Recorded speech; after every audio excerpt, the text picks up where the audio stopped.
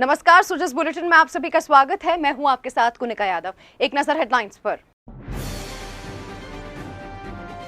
मुख्यमंत्री ने प्रधानमंत्री से की राइट टू हेल्थ और right to social security act देश भर में लागू करने की मांग। कहा, राजस्थान की जन कल्याणकारी योजनाओं की हो रही सराहना। मुख्यमंत्री ने ईआरसीपी को राष्ट्रीय परियोजना घोषित करने का किया आग्रह। रेल तंत्र को भी मजबूत करने की रखी मांग। दौसा में जिला प्रभारी सचिव ने किया महंगाई राहत कैंपों का निरीक्षण। पात्र व्यक्तियों को ज्यादा से ज्यादा लाभ पहुंचाने के दिए निर्देश।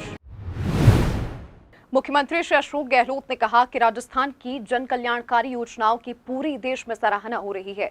स्वास्थ्य का अधिकार। मुख्यमंत्री चिरंजीवी स्वास्थ्य बीमा योजना में 25 लाख रुपए तक के निःशुल्क इलाज से लेकर न्यूनतम 1000 रुपए सामाजिक सुरक्षा पेंशन सहित अन्य योजनाओं से प्रदेशवासियों को आर्थिक और सामाजिक संबल मिल रहा है। मुख्यमंत्री बुधवार को नाथद्वारा में प्रधानमंत्री श्री नरेंद्र मोदी की उपस्थिति में विभिन्न परियोजनाओं के लोकार्पण और शिलान्यास समारोह को संबोधित कर रहे थे। उन्होंने कहा कि केंद्र सरकार को भी देश में एक समान राइट टू सोशल सिक्योरिटी और राइट टू हेल्थ एक्ट लागू करना चाहिए। उन्होंने कहा कि राज्य सरकार उज्ज्वला योजना में पंजीकृत परिवारों को महंगाई से राहत दिलाने के लिए 500 रुपए में गैस सिलेंडर उपलब्ध करवा रही है। ऐसी योजना केंद्र सरकार को भी शुरू करनी चाहिए। मुझे कहते हुए गर्व है कि जो हमारा सुशासन चल रहा है राजस्थान के अंदर, उसके कारण से राजस्थान देश में नंबर 2 पे आया है आर्थिक विकास को लेकर के। नंबर 1 आंध्र प्रदेश 11.4%, राजस्थान 11.04%। इस बात का मुझे गर्व है। तो राइट टू हेल्थ एक हमने कानून पास किया है। 25 लाख का हमने इंश्योरेंस किया है आम लोगों के लिए। बहुत शानदार उसका रेस्पॉन्स मिल रहा है।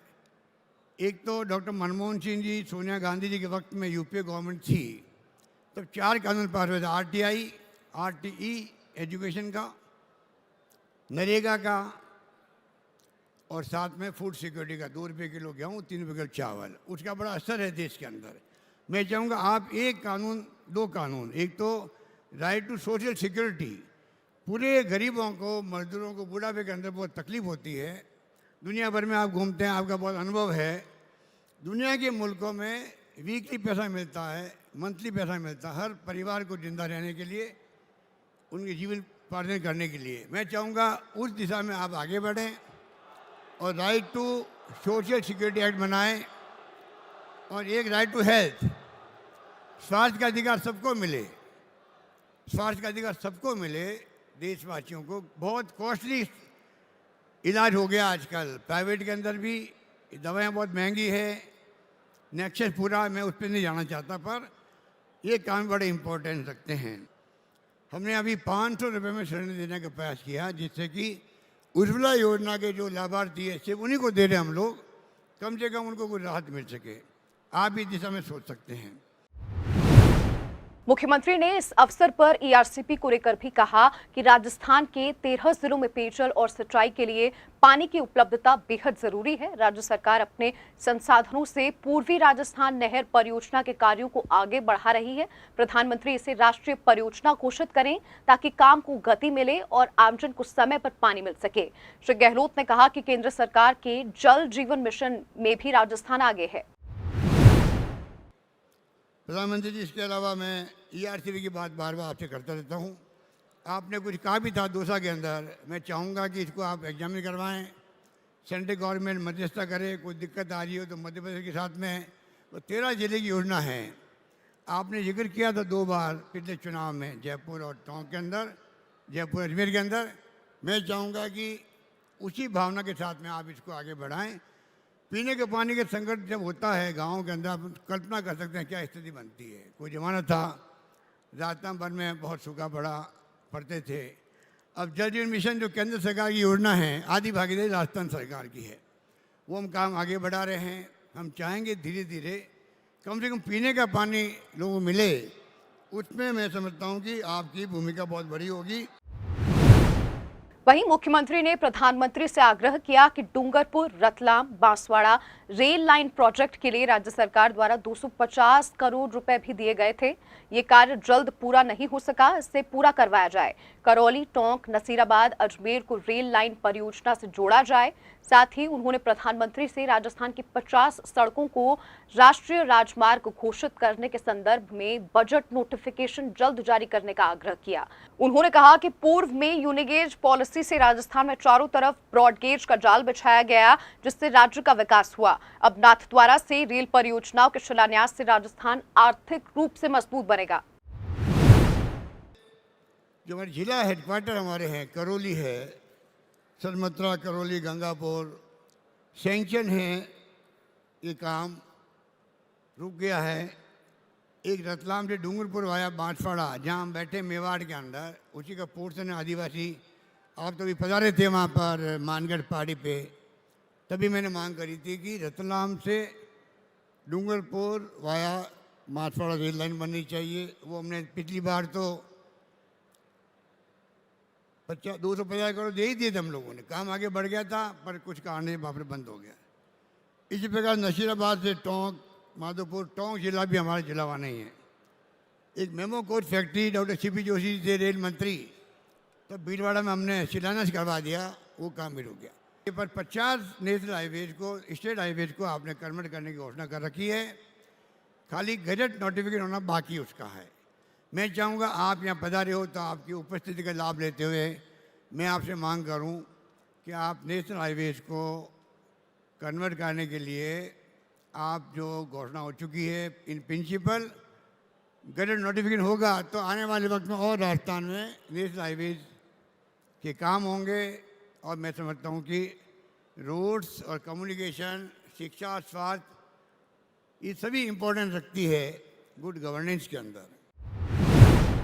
मुख्यमंत्री श्री अशोक गहलोत बुधवार को पुणे पहुंचे, जहां उन्होंने भारतीय विद्यापीठ के समारोह में मुख्य अतिथि के तौर पर शिरकत की।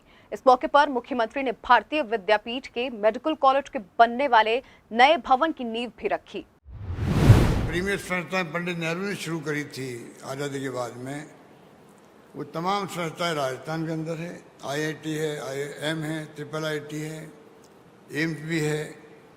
तो साथ में विश्वविद्यालय 6 थे उस वक्त में, आज 91 विश्वविद्यालय राजस्थान के अंदर है। इसी प्रकार से कृषि विश्वविद्यालय हो, टेक्निकल यूनिवर्सिटी हो, स्पोर्ट्स यूनिवर्सिटी हो, जर्नलिज्म की यूनिवर्सिटी हो, लॉ यूनिवर्सिटी हो, आयुर्वेद की, हर क्षेत्र में हमने प्रयास किया है। एविएशन यूनिवर्सिटी भी इस बार मैंने बजट में घोषणा करी है। तो तमाम तरह के वहाँ पर हमने यूनिवर्सिटी खड़ी की।